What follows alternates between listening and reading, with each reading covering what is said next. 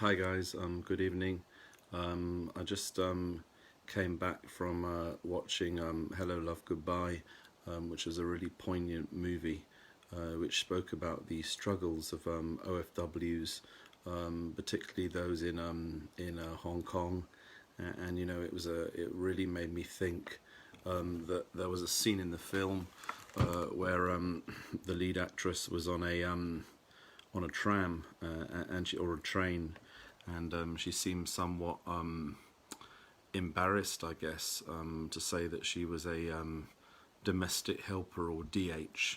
This was an incredible movie, and it really highlighted the struggles of OFWs in Hong Kong and around the world, where some people maybe even turn their noses up at somebody who's a DH or domestic helper. The fact is that without our domestic helpers around the world, the world would struggle.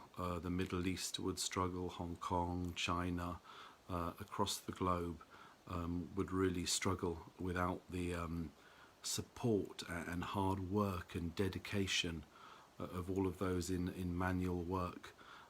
Be it as nannies, as domestic helpers, as caretakers, as chefs, doing manual work that is often, how do I put this, is often neglected by some, or seen as not important by some.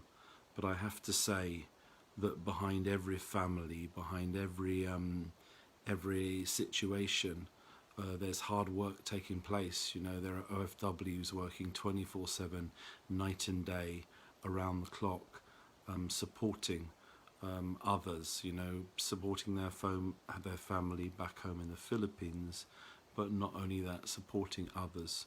So I just wanted to give a real shout out, a real thank you, and a real salute to all the DH and all the domestic helpers out there.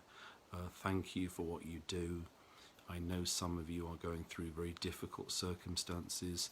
I know some of you haven't seen your families for a very long time.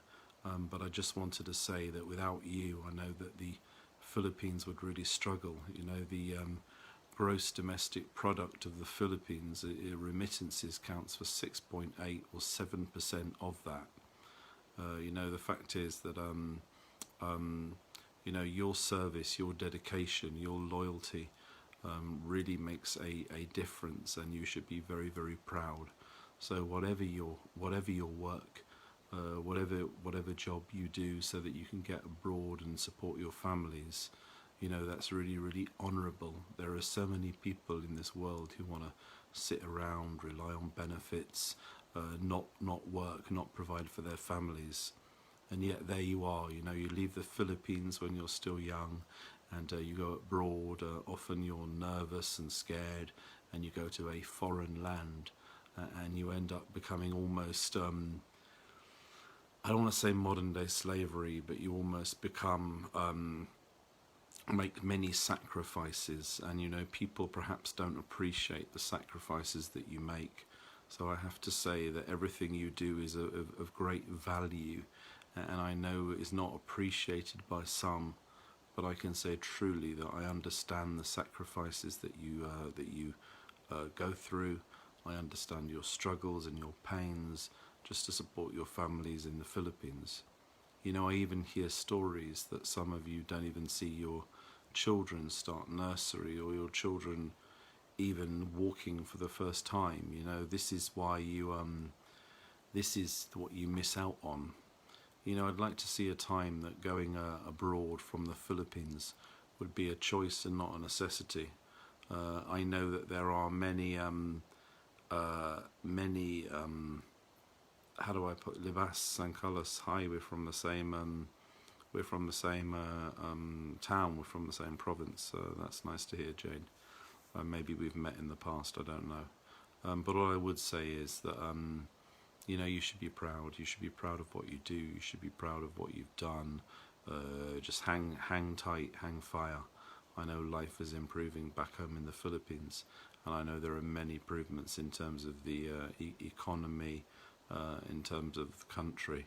And you know, I just hope that one day you won't have to go abroad. You know, I know that there are so many struggles for many of you, particularly those of you who are in the Middle East, in Kuwait and other countries. You know, some of you get treated as slaves, without any proper breaks. You know, I know this is hard, and I know that, you know, you give up so much, you know, to be abroad, and I have to say that you're appreciated very, very much.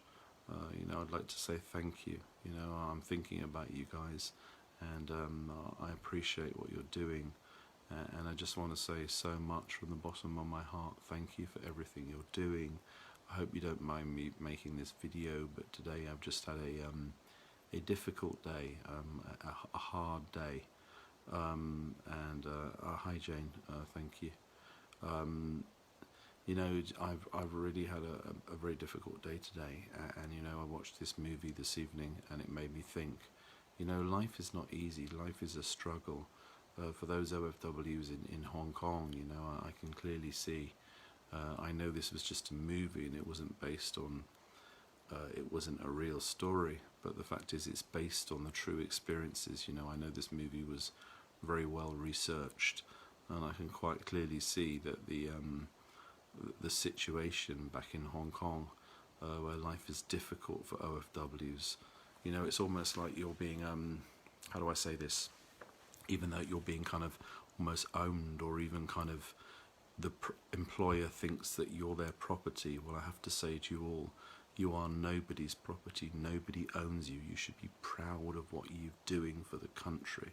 Nobody owns you whatsoever.